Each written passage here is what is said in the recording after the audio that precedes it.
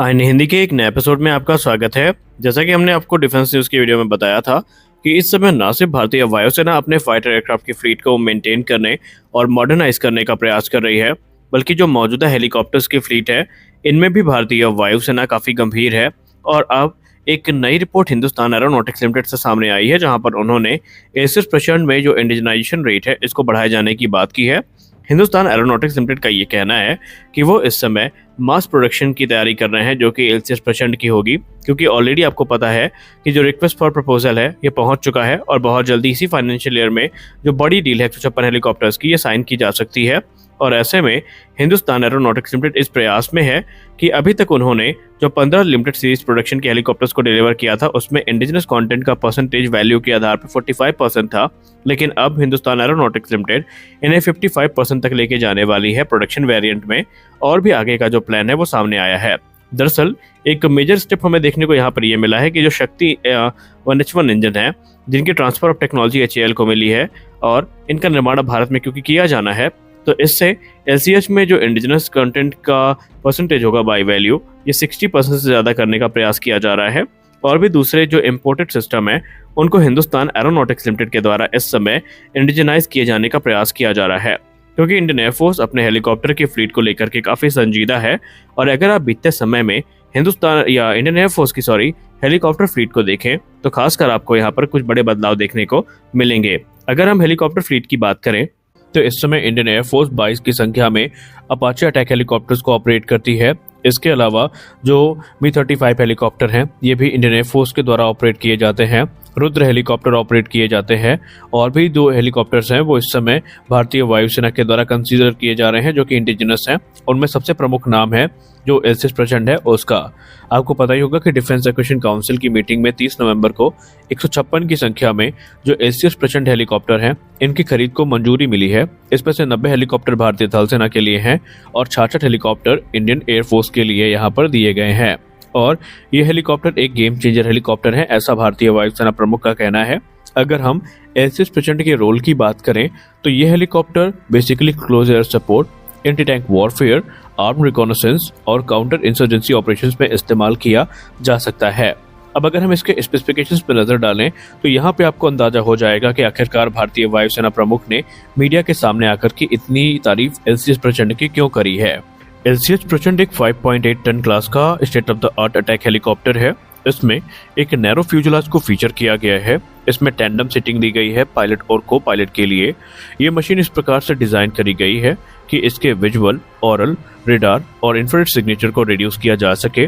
इसमें एक क्रैश वर्दी लैंडिंग गियर इस्तेमाल किया जाता है, जो कि इसकी सर्वाइबिलिटी को काफी ज्यादा इनहैंस कर देता है। एलसीएस प्रचंड को पावर करने के लिए 2 शक्ति इंजन्स का इस्तेमाल किया जाता है। इस हेलीकॉप्टर की जो मैक्सिमम स्पीड है, ये 268 किलोमीटर प्रति घंटे की है और इसकी रेंज 750 किलोमीटर की है।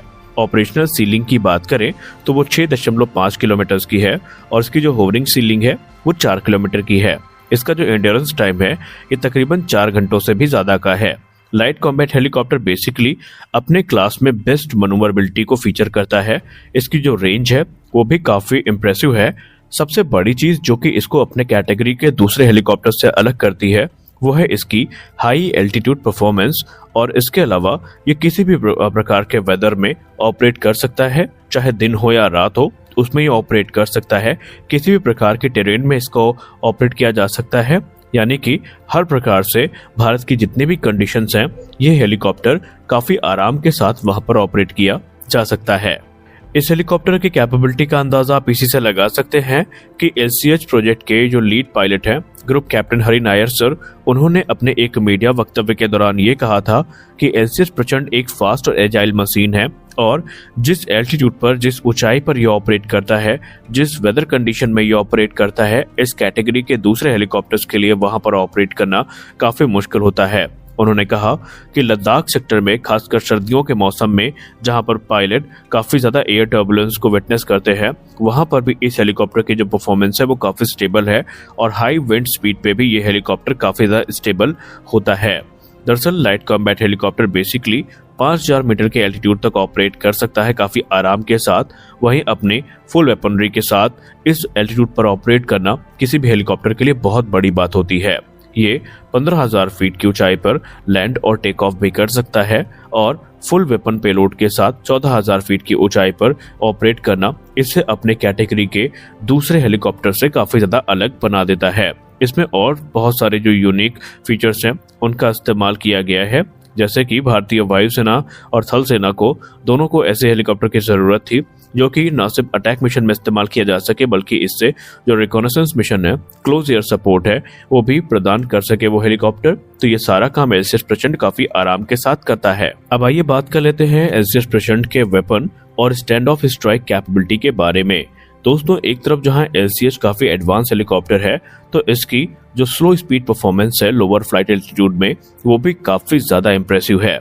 ये हेलीकॉप्टर एक्सट्रीमली मनोरेबल है और यही कारण है कि एनिमी के एयर डिफेंस को डिस्ट्रॉय करने के लिए उनके जो टैंक रेजिमेंट है, टैंक कॉलम्स है, उनको डिस्ट्रॉय करने के लिए भारत इसका इस्तेमाल काफी आसानी के साथ कर सकता है। इसके पास ये कैपेबिलिटी है कि ये एनिमी के एयर डिफेंस सिस्टम को भी एंगेज कर सकता है।